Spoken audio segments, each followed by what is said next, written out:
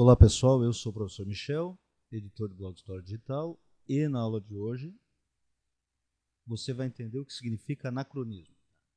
Provavelmente essa aula vai ser curtinha, só para a gente ter uma noção. E eu acabei optando por esse tema hoje, justamente porque anacronismo é um erro histórico que a gente muitas vezes comete quando a gente estuda história, quando a gente escreve história. E por que a gente comete esse erro histórico? Porque muitas vezes a gente procura entender a história ou analisar a história sob o ponto de vista do presente. Então, assim, em história a gente diz que não há objetividade em história completa. Por quê? A história é escrita sob o olhar que o historiador que escreve tem do presente que ele vive. Tá? Então, aqui a gente vai entender a partir dessa primeira ideia. Vamos começar etimologicamente. O que a palavra anacronismo ela significa? Tá? Então nós temos aqui ana, do grego, significa sem ou fora. E aqui nós temos cronismo, que é uma referência ao deus do tempo grego. Deus do tempo não, né? Cronos não chegava a ser um deus, ele era uma entidade relacionada aí ao tempo. Né? Então nós temos aqui tempo. Então, anacronismo é um erro histórico que significa, dentro de uma definição, situar um fato, personagem ou acontecimento no período em que ele não existiu. Então, quando eu digo que o anacronismo é um erro histórico que muitas vezes a gente comete, eu digo isso baseado em dois exemplos que eu vou dar para vocês. Depois eu vou explicar o porquê que eu trouxe essas imagens aqui para vocês. Tá? Primeiro, um anacronismo mais grosseiro, digamos assim. Os gregos venceram a batalha de Maratona portando fuzis de alta precisão. Esse é um anacronismo grosseiro no sentido de que os gregos eles ainda não conheciam, a pólvora ainda não existia, não tinha sido descoberta na época dos antigos gregos.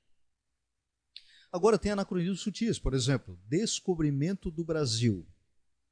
Descobrimento do Brasil é um termo anacrônico porque o Brasil que a gente conhece hoje não existia ainda na época que os portugueses chegaram aqui.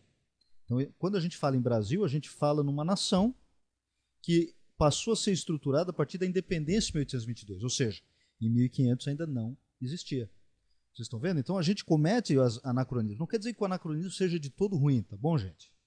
Mas é interessante a gente entender em que ponto as coisas são ou não são anacrônicas, ok? Eu trouxe aqui para vocês duas imagens. Ó. Uma é do famoso desenho Os Flintstones, da dupla Hanna-Barbera, e aqui nós temos um quadrinho do Piteco, que é um personagem do Maurício de Souza, lá da Turma da Mônica. Então, por exemplo, aqui, a dupla Hanna-Barbera. Aonde que a gente vê anacronismo aqui? Os Flintstones é uma família. Aqui nós temos o Fred, o Barney. Barney! Ô, Fred, não faz isso. Aqui nós temos a Vilma, aqui nós temos a Beth, aqui nós temos a Pedrito, o Bambam e o Dino. É uma família que vive na pré-história, no tempo histórico da pré-história, só que as manifestações culturais dessa família não tem nada de pré-histórica. Então, por exemplo, quando a gente pega aqui, deixa eu identificar. Eu costumo trabalhar o anacronismo com os alunos fazendo essa brincadeira em sala de aula. Os alunos vão circulando onde eles percebem o anacronismo. Né? O que são fatos que não existiram naquela época, nesse caso aqui, a pré-história. Então a gente pega por aqui, por exemplo, a barba do Fred. Será que essa barba aqui, deixa eu mudar um pouco. Será que esse tipo de barba aqui, eu estou considerando ser uma barba, né? Será que existia já na pré-história? Quando a gente pega, por exemplo, a gravata do Fred, esse tipo de gravata é uma gravata ocidental. Ela não existia ainda na pré-história. Eu poderia até colocar aqui o tipo de cabelo, o tipo de corte do próprio Fred, a ausência de pelos no corpo, apesar que aí a questão do pelo é mais discutível e tal. Vamos passar para a Vilma. Né? Nós temos aqui um coque, esse coque aqui, esse coque, opa, vamos ver se vai, oh meu Deus, esse coque aqui ficou feio.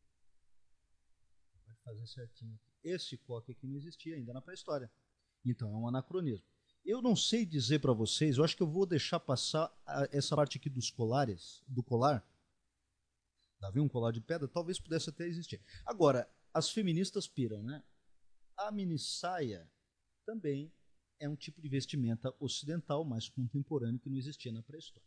Agora, um erro histórico aqui, um anacronismo rude, é o dino, que é um dinossauro.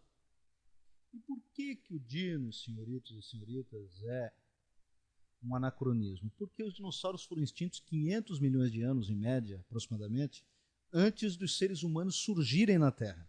Então, quando a gente trata lá da pré-história, a gente aprende que os seres humanos eles surgiram na África, evoluíram a partir da África por volta de 4 milhões de anos atrás. Então não havia dinossauros, eles não interagiram com o ser humano, né? Outra coisa que nós temos de anacrônico aqui é a própria coleira do dino. O dino ele é tratado como um animal de estimação. Essa ideia de domesticação, de pet, que a gente conhece hoje, também não existia na pré-história. A gente pode também circular aqui a fraldinha da Pedrita, o bonezinho do Bambam, o batom, olha lá, o tipo de cosmético usado pela mulher na pré-história não existia, logo é um anacronismo. Por que a dupla Hanna-Barbera então criou os Flintstones ambientando na pré-história com costumes tipicamente ocidentais e contemporâneos? Para a galera se identificar. Então muitas vezes os anacronismos eles são colocados numa mídia, né, numa animação, justamente para a galera se identificar. Outro aspecto que a gente percebe anacronismo é no quadrinho do Piteco, olha só. Essa tirinha aqui, bem curtinha. Sou eu, seu Piteco. Tá, só deixa eu situar aqui para vocês. Esse aqui é o Piteco, né, uma referência ao Australopiteco, que é considerado até hoje o ancestral mais antigo do homem. Esse aqui é a Tuga, que é a namoradinha do Piteco. A Tuga quer casar com o Piteco vive fugindo, mas aqui teve uma virada. Ó. Sou eu, seu Pitequinho, Tuga. Dá para ver você vir até aqui? Olha só o que a gente encontra aqui. Um tipo, isso pré-história, tá, gente? Aqui está vivendo uma caverna bem moderninha, legal. Nós temos aqui uma cortina que também é utilizado hoje nas casas, né, como forma de decoração. Incrível, já cansei de me beliscar e não acordo. Não é um sonho, Tuguinho.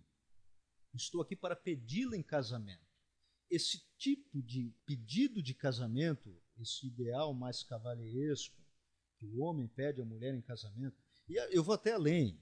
Tem uma parte, continuando a historinha, que a Tuga se veste, eu não coloquei aqui, ela se veste de noiva. Então ela se veste de branco, véu e grinalda.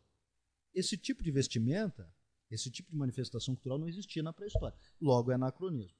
Volto a citar. Aí ela diz aceita, acho que aceita, ela desmaia, blá, blá, blá. Por que a galera faz isso? Por que as mídias, as animações, desenhos animados cometem esses anacronismos? Para que a gente consiga se identificar, a gente consiga se divertir com a mídia que a gente está assistindo ou lendo, ou qualquer outra coisa. Então, o anacronismo ele é muito praticado, é um erro histórico, é bom ficar antenado nisso, mas é um erro histórico que muitas vezes ele é utilizado como uma forma de identificação. Tá bom, galera? Se você gostou da aula, curta, compartilhe. Até a próxima. Valeu!